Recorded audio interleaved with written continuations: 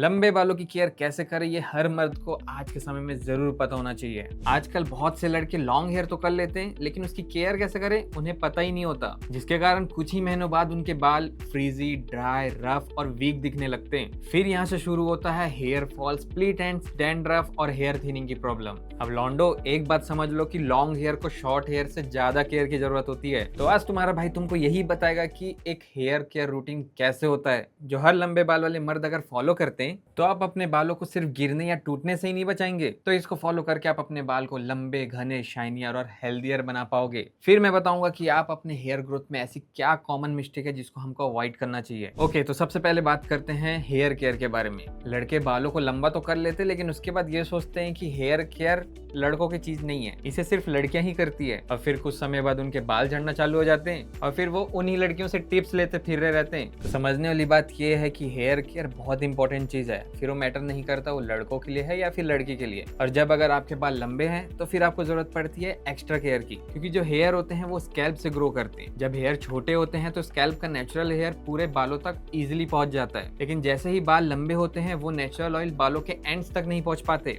जिससे होता यह है कि हेयर्स के एंड ड्राई होने लगते हैं, बालों में स्प्लिट एंड्स होने लगता है, आपके बाल रफ और फ्रीजी दिखने लगते हैं, जिसके कारण फिर हेयर फॉल होना बहुत कॉमन बन जाता है। तो अब ऐसे में करना क्या चाहिए? तो हेयर केयर करने के लिए जो सबसे पहली चीज है वो होती है ऑयलिंग। अब अगर आप ऐसे सोचते हो कि ऑयल लगाने से आपके बाल बढ़ते हैं तो ऐसा बिल्कुल नहीं होता। Oil directly hair growth increase नहीं करता, लेकिन हाँ, ऑयल आपके हेयर डैमेज को रिड्यूस जरूर करता है, हेयर को सॉफ्ट बनाता है और मॉइस्चर लॉस को भी थोड़ा कम कर देता है। इसलिए ऑयलिंग हमको वीक में 1 से 2 बार जरूर करना चाहिए। ऑयलिंग करने के लिए आप नहाने से 2 से 4 घंटे पहले लगा लो सर पे, या फिर आप ओवरनाइट भी रख सकते हो। ऐसे सुबह से लगा के पूरे दिन भर घूमने की आपको कोई जरूरत नहीं है। अब अगर ये सोच रहे हो कि बालों में कौन सा तेल लगाना सही रहेगा, तो कोकोनट ऑयल, आर्गन ऑयल या फिर आमंड ऑयल में सब कुछ भी लगा सकते हो। लेकिन ऑयल लगाने के बाद जब आप अपने बालों को वॉश करोगे तो आपको शैम्पू से वॉश करना है, और यही है हमारा हेयर केयर का दूसरा नंबर, शैम्पू, जो आपको टाइम टू टाइम करना ही पड़ेगा। लेकिन अब शैम्पू को भी लेके जो लड़के लोग मिस्टेक करते हैं वो है कि वो डेली शैम्पू यूज करते हैं। लड़के ये सोचते हैं कि जितना शैम्पू यूज करेंगे बाल उतने ज्यादा हेल्दी होंगे,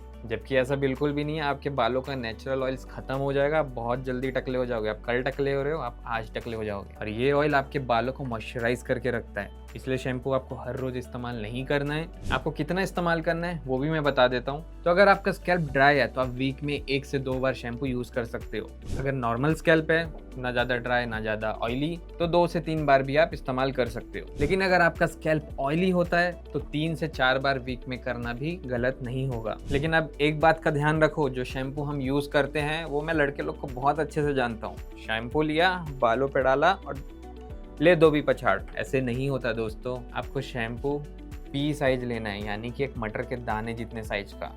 अपने पाम पे लो और उसको आपको सिर्फ अपने स्कैल्प में लगाना है, अपने बालों पे नहीं, क्योंकि शैम्पू को सिर्फ स्कैल्प पे मसाज किया जाता है। और शैम्पू भी कोई एडवर्टीजमेंट देख के सेलेक्ट मत कर लेना, उसके लिए आपको अपना स्कैल्प टाइप, हेयर टाइप जानना बहुत जरूरी है। ड्राई स्कैल्प है तो मॉइस्चराइजिंग शैम्पू रखो, और अगर डैंड्रफ बहुत होता है आपको तो एंटी डैंड्रफ शैम्पू ही यूज करो। पर एक बात याद रखना, शैम्पू आपका सल्फेट फ्री ही होना चाहिए। अब आपने ऑयलिंग कर लिया, शैम्पू कर लिया, उसके बाद जो तीसरी सबसे इंपॉर्टेंट चीज है वो है कंडीशनिंग। बहुत सारे लड़के लोग ऐसे करते हैं कि ऑयलिंग भी कर लिए, शैम्पू भी कर लिए, लेकिन कंडीशनिंग को टोटली अवॉइड कर देते हैं। उसके बाद जब उनके बाल बहुत जल्दी से ड्राई और फ्रीजी दिखने लगते हैं तो वो लोग कंप्लेन करते हैं कि हमारी तो जेनेटिक्स ही अच्छी नहीं है, हमारे बाल खराब है। जबकि ऐसा नहीं होता, कंडीशनिंग भी हमारे बालों के लिए इक्वली इंपॉर्टेंट है। एक तरीके से ये समझ लो कि लंबे बालों के लिए कंडीशनर लग्जरी की तरह होता है। अब अगर आप ये सोच लो कि कंडीशनर इतना इंपॉर्टेंट क्यों है, तो कंडीशनर हमारे बालों को स्मूथ करता है, फ्रीज को कम करता है, बालों को सॉफ्ट बनाता है, हेयर ब्रेकेज को भी कम करता है। उसके अलावा अगर आप कंघी करते हो अपने लंबे बालों पे तो बाल भी नहीं टूटते और कंघी भी इजीली हो जाता है। तो शैम्पू करने के बाद कंडीशनर आपको अपने बालों पे सिर्फ मिड लेंथ और एंड्स पे ही लगाना है, इसको बिल्कुल भी स्कैल्प में नहीं लगाना, क्योंकि हमारा स्कैल्प नेचुरल ऑयल ऑलरेडी छोड़ता है। अब अगर ऐसे में अगर आप कंडीशनर लगा लेते हो तो आपका स्कैल्प और ज्यादा ऑयली हो जाएगा, तो इसे स्कैल्प में बिल्कुल भी ना लगाएं। मिड लेंथ और एंड पे लगाने के बाद 2-3 मिनट वेट करो, उसके बाद पानी से अपने बाल धो लें। तो आप नोटिस करेंगे कि आपके बाल पहले से ज्यादा सॉफ्ट, स्मूथ और शाइनी हो गए। तो आपने ऑयलिंग भी कर लिया, शैम्पू भी कर लिया, कंडीशनिंग भी कर लिया, लेकिन यहाँ पे हेयर केयर आपका खत्म नहीं होता दोस्तों।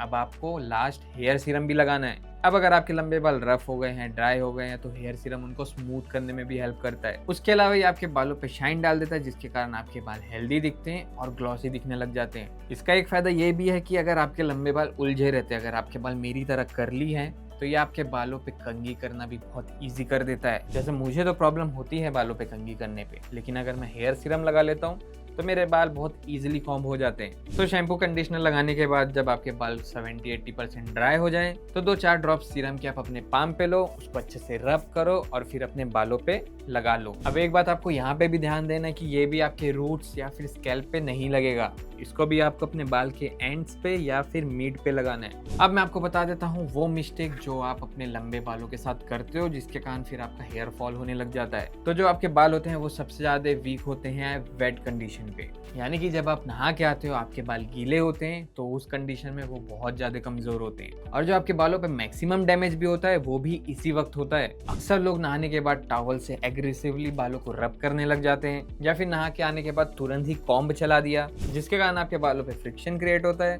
और उसके कारण आपके बाल हैवी अमाउंट में फॉल होने लगते हैं। अब इससे बचा कैसे जा सकता है? तो माइक्रोफाइबर टॉवल यूज करो या फिर कोई सॉफ्ट कॉटन सा कपड़ा इस्तेमाल करो और इस कपड़े से आप अपने बालों को जेंटली स्क्वीज करो, तो इससे आपके हेयर फॉल डैमेज होने के चांसेस बहुत ज्यादा कम हो जाएंगे। अब जो दूसरा मिस्टेक है वो है कॉम्ब गलत डायरेक्शन पे करना। तो बहुत से हेयर फॉल आपको नहीं पता होता, लेकिन आपके गलत डायरेक्शन पे कॉम्ब करने के कारण होता है। तो सबसे पहले आपको एक वाइड टूथ वाला ही कॉम्ब यूज करना है, या फिर आप एक हेयर ब्रश इस्तेमाल करो अपने लंबे बालों के लिए। तीसरा मिस्टेक हेयर स्टाइल।